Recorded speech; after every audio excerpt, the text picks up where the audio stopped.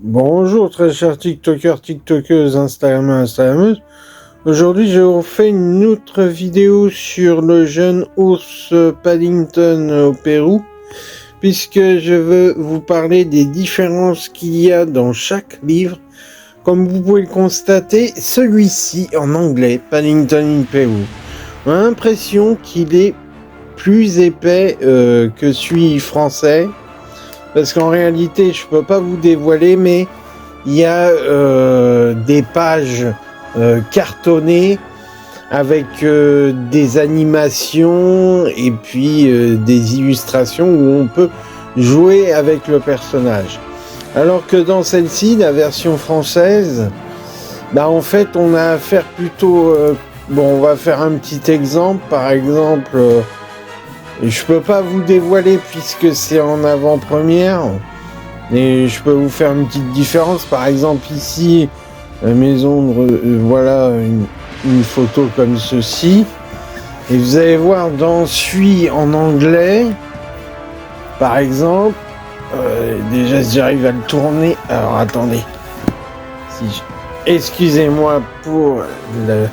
Voilà, donc ici vous voyez, vous avez une illustration animée. Donc vous avez un livre cartonné animé et un livre français qui n'a pas d'animation comme celui du livre anglais. Ensuite, dans Paddington in Pérou, on a l'histoire du film. Alors toujours cette différence entre le livre français et anglais. Dans le livre anglais, il a l'air d'être plus recherché, où le format est beaucoup plus grand, et c'est pourtant exactement la même histoire, mais en plus grand. Voilà, on a la différence avec celui-ci en français, exactement le même principe, même mise en page, sauf que le format est beaucoup plus grand. Et aussi, ce qui est intéressant, c'est de savoir que nous avons aussi les activités et autocollants. Donc, évidemment, chers amis fans de Panini, vous n'aurez pas Paddington au Pérou au Panini, avec des cartes à coller sur les pages, mais vous avez...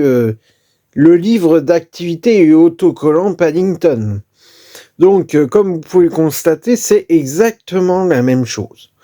Exactement les mêmes illustrations, vous pouvez le constater.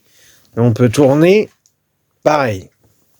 Bon, sur ce, Paddington au Pérou, le roman du film, sortira le 5 février 2025. Je vous l'ai déjà dit plusieurs fois, mais il y a une avant-première qui arrivera avant bien le 2 février au Grand Rex. Et il faut savoir aussi qu'il y a une différence, c'est que, en fait, dans Cinéma Confluence de Varennes et puis de Sens, ce sera le dimanche 26 janvier. N'oubliez pas cette date, les amis. Dimanche 26 janvier à 16h15 à Varennes-sur-Seine.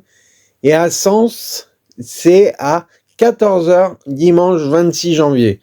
Alors venez nombreux, petits et grands, amusez-vous. Et j'ai lu les critiques en anglais, c'est extraordinaire. On a tellement de déchéance, de violence là, c'est vraiment agréable, ça détend et en même temps c'est pas violent, c'est ça qui est beau. Donc c'est vraiment un bon conte magnifique de Paddington. C'est le rêve d'un ours et je crois que tous ces rêves qui veut exaucer, je pense que tout être humain aimerait avoir ce genre de possibilités aussi, qu'il a aussi. Et voilà. Bon, sur ce, je vous laisse donc voir. Alors, je vous laisse me laisser un commentaire si vous voulez sur ma vidéo, ce que vous en pensez. Et moi, je vous invite à faire des différences. Par exemple, si vous avez une possibilité d'avoir Paddington in Peru ou au Pérou, mais aussi d'une autre langue, ça permet de comparer les différents illustrateurs.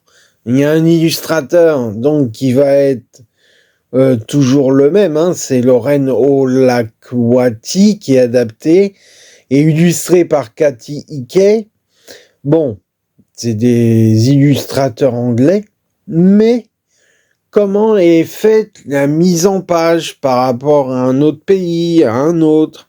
Et donc ça permet de voir différentes imbrications dans le thème de Paddington. Et autre information, celui qui rêve de ce film doit aller à Londres. Parce qu'à Londres, il y a un pop store Paddington qui finit le 31 mars. Et il faut savoir que en Angleterre, c'est là où vous verrez tous les ours, le petit ours Paddington. Dans chaque rue, il y a la gare Paddington, là où Paddington s'est fait appeler Paddington. La gare Paddington, et là vous verrez un ours avec un sandwich à marbre. Et donc, comme je disais, voilà, sur Paddington, c'est que ce qui est intéressant, c'est d'avoir la possibilité de trouver toutes les illustrations de tous les pays du monde et vérifier quelle est la différence dans la mise en page, dans la présentation. C'est vachement intéressant. C'est pour ça que moi, je vous conseille aussi, si vous voulez acheter un livre, achetez-le en anglais d'abord. Comme ça, vous verrez à peu près comment c'est original, l'origine en fait de l'histoire en anglais. Et après, le voir en français et vous verrez les différences qu'il y a à faire. Bon, après, imaginez, c'est un film qui est sorti en France. Bah, vous commencez par acheter un livre en français. Et après, vous allez voir s'il est adapté dans un autre pays. Comme ça, vous pourrez comparer, etc. C'est vachement intéressant. Et sur ce, je voulais vous dire, voilà, comme je vous ai dit qu'il y avait des sorties qui vont arriver, c'est un monde très agréable, très, très intéressant aussi. Voilà, c'est pour petits et grands, c'est pour tout le monde.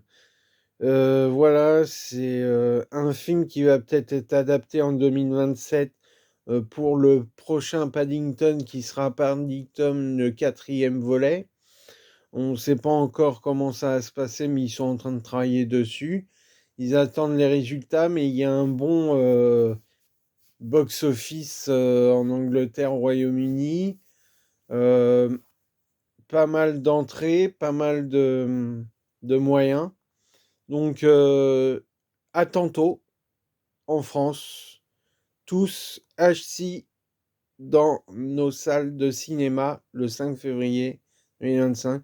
Et pour ceux qui veulent découvrir avant tout le monde, 26 janvier, n'oubliez pas, dimanche 26 janvier 2025, allez dans les salles obscures du cinéma. Sur ce, merci et bonne journée à tous.